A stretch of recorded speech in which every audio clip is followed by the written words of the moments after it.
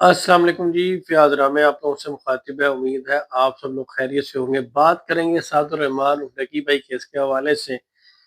اور اس کیس میں ہونے والی لیٹسٹ ڈیولپمنٹ کے حوالے سے اور نیشنل سائبر کرائم کے ان افسران کے حوالے سے جن کے خلاف رشوت کا مقدمہ درج ہے۔ ان میں سے 3 افسران نے اپنی ضمانتیں جو ہیں وہ اپلائی کی ہیں، جس میں مجتبیٰ، علی رضا اور سلمان،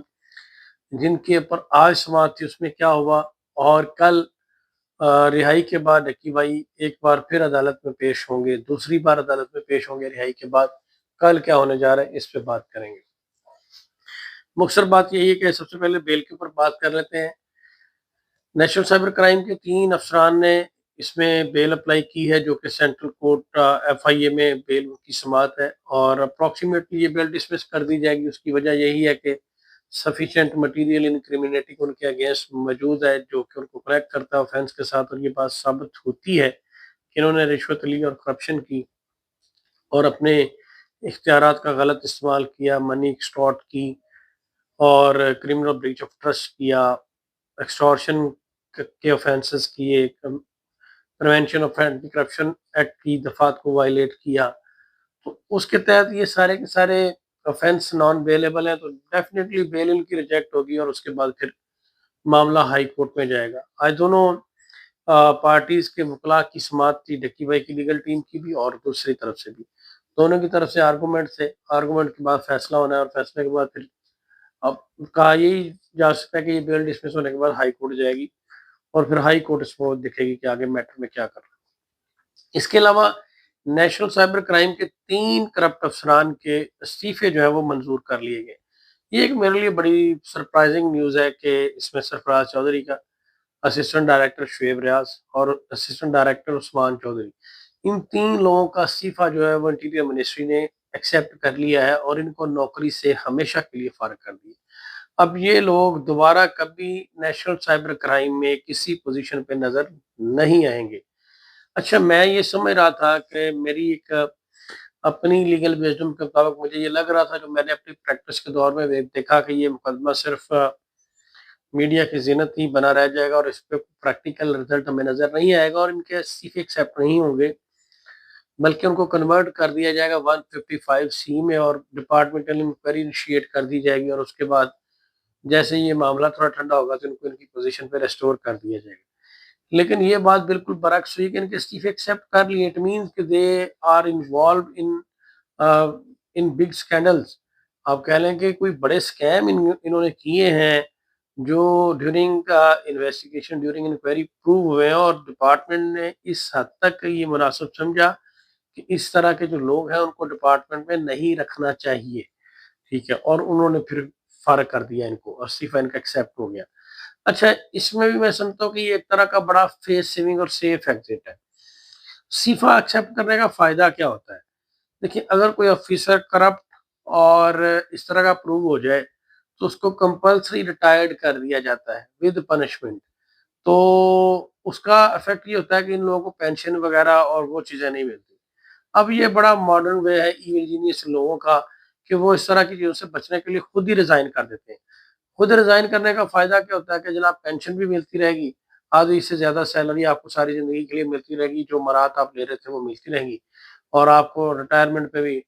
روپیہ استعفیٰ دینے کی وجہ سے 1.5-2 کروڑ جو ہے وہ مل جائے گا۔ تو آپ نے جو ڈیورنگ جاب لوٹ لیا وہ بھی الگ سے، اور سارے مزے الگ۔ تو یہ استعفے کا ایک فائدہ ہوتا ہے۔ اس پہ میں الگ سے ایک ویڈیو بناؤں گا کہ کرپٹ آفیسر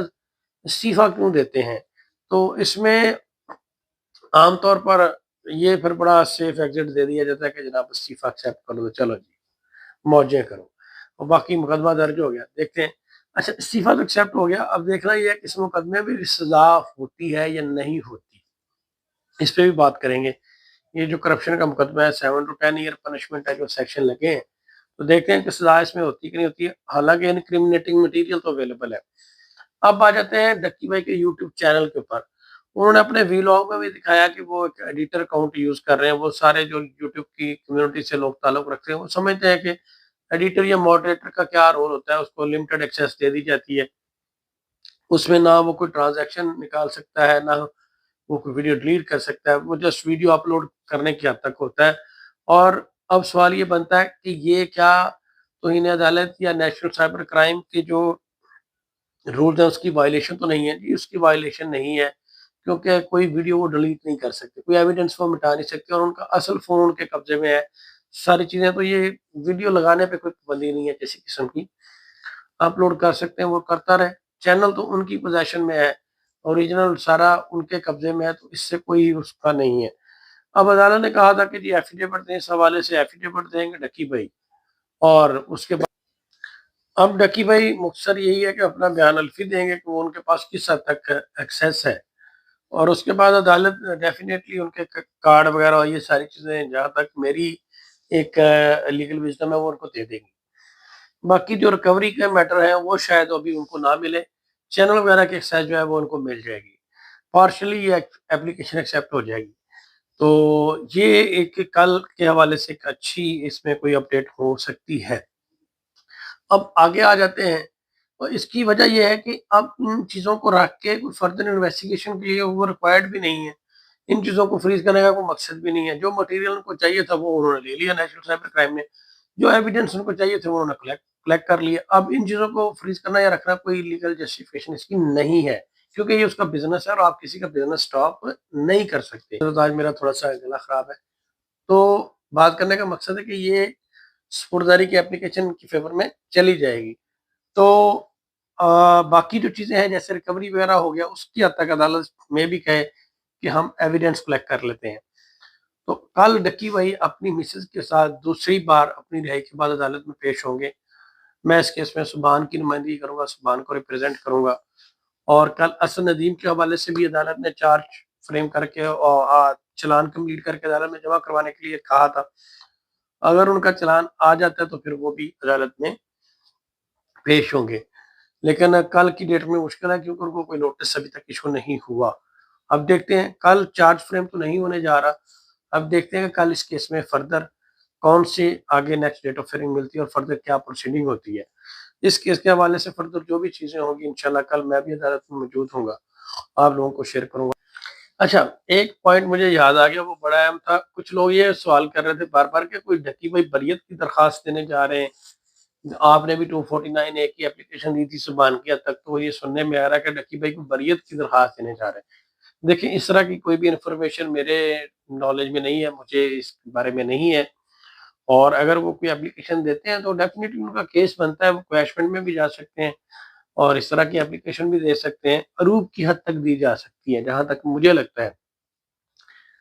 عروب کی حد تک بریت کی درخواست جو ہے وہ دی جا سکتی ہے، کیونکہ ان کا کوئی رول اس کیس میں نہیں سامنے آیا،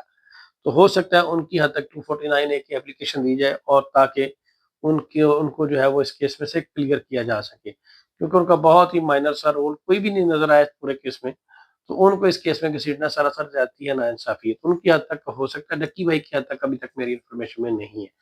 تو جناب یہ سارا اسٹیٹس تھا، انشاءاللہ باقی کل آپ کو اپڈیٹ کریں گے، بہت شکریہ۔